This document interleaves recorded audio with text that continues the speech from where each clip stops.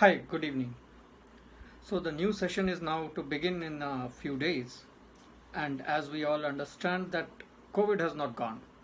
In fact, it has been many a times repeatedly said that now we will have to live with COVID. The big question is, how do we shape up this education system? How do we really look into the next year's classes, the online versus offline structure? How do we look into all that? So I just wanted to address few of the learnings that I have come across in last 1 year in the pandemic. Online at one point of time definitely has a challenge of engaging face to face students, and we have been habituated to live with that. So that's one major reason why we see that online is not working. But if you look at from my side, I definitely see a couple of advantages of online over offline, and which, if utilized properly, can really make a big difference in your learning, your understanding, and everything. First thing first, as a student, it definitely adds to you when you get a recording of your lecture.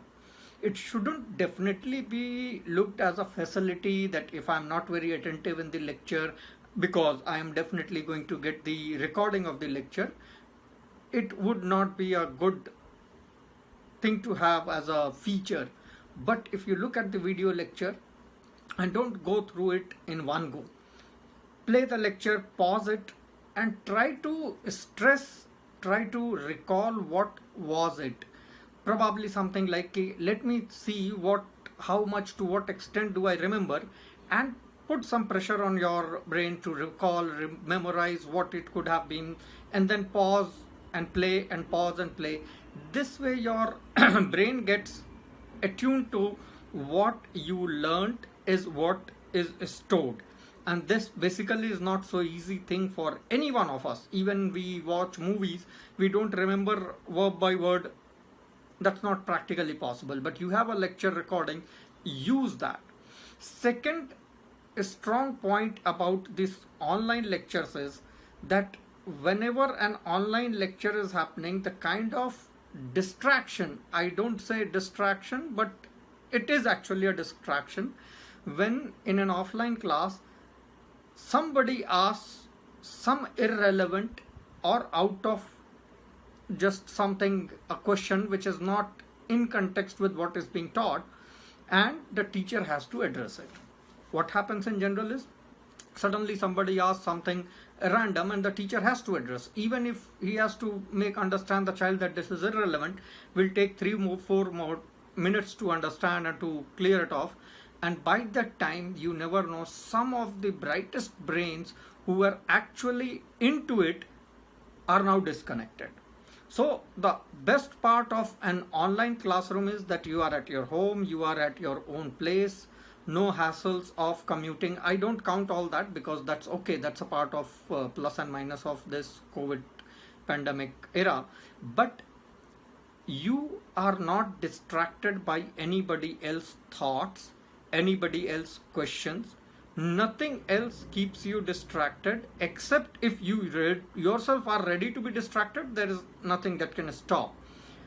Third advantage that I as an educator see from the online perspective is, all our teachers, including me, are bound to be on time, start the lecture on time, and even if it is so of a desire to put in something here and there in a particular lecture, we are not in a very much mood one in a day to teach, this will never happen in an online lecture.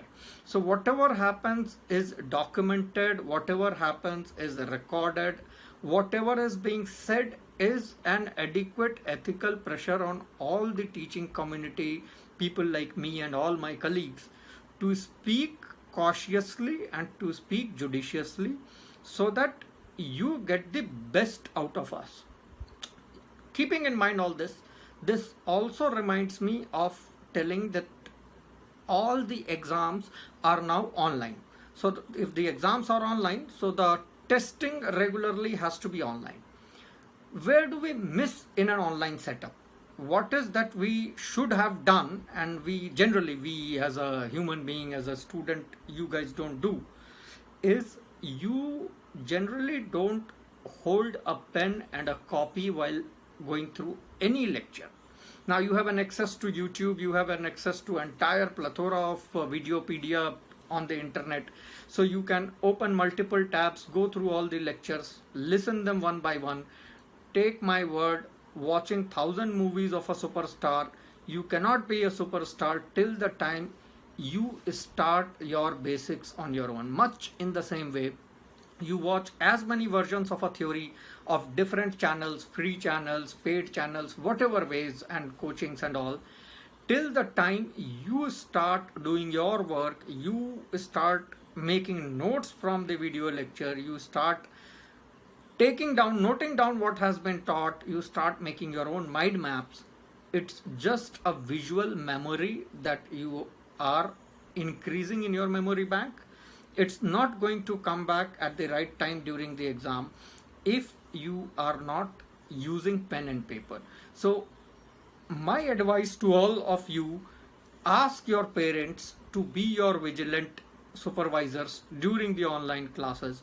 Rather than they coming and telling you that I will do that, you go and tell them yourself that please do it for me. You are human. We are all human. I myself had endorsed to an online course just to see whether how you guys all do, and to be honest with you, it's not very easy when you have that kind of freedom, multiple channels and multiple tabs, internet, high speed, everything, to restrict yourself to just listen to what has been taught, make your own notes, and go ahead with the natural flow.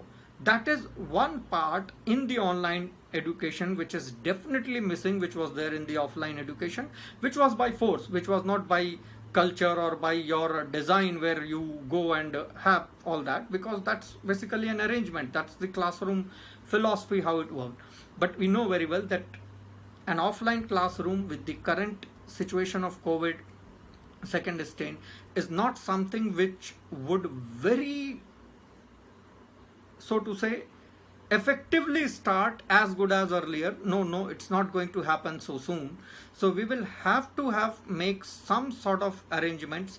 We have to understand the situation. We have to maybe tame ourselves to the new working, how it works, how we should be there. So first change that you need to do, definitely make notes of your classrooms, wherever you are studying, whosoever you are. If you are listening to a lecture and not making notes, you are simply killing your time, because that's not going to stick into your subconscious memory. Take my word, nobody can do that. And if you were that capable, you could have done that, then you were not listening to this lecture, you were already to some places. So you will have to have that kind of reality checks with yourself. I would advise people, all students, all the parents, to be in this structure of online education as a participant, as a colleague, where you both together look into what has been done, and not as a vigilant, not as a policing aspect of it, but more as to evaluate how much did I note down, how much could I recall, when I do again see a lecture, how much is that I can recall on its own. And sometimes I would even suggest, why don't you record your own lecture? You may not have a pen tab or kind of gadgets that we have. That's okay, that's fine. You just put a camera and try to teach something and record and share that on your own YouTube channel and send it to your teacher. This is how I have understood the entire chapter. Can you listen to it and tell me? Believe me, it is very easy for us as mentors, teachers, to listen to your lecture and point out, look, if this is what you have understood, I'm sorry, something is missing. Other way to do it, don't record a lecture, create a mind map. I had been advocating it for long. Mind map is something, a free flow chart of concepts, ideas in a synchronized order. If you can create one mind map of one chapter in one go, it would be really very easy for you to store that whenever there is an exam, whenever you are asked to think about that chapter, you will quickly recall all that in 5 minutes. So this is my sincere advice to you all. To believe, not to believe, to work, not to work is your choice. Thank you. Best wishes.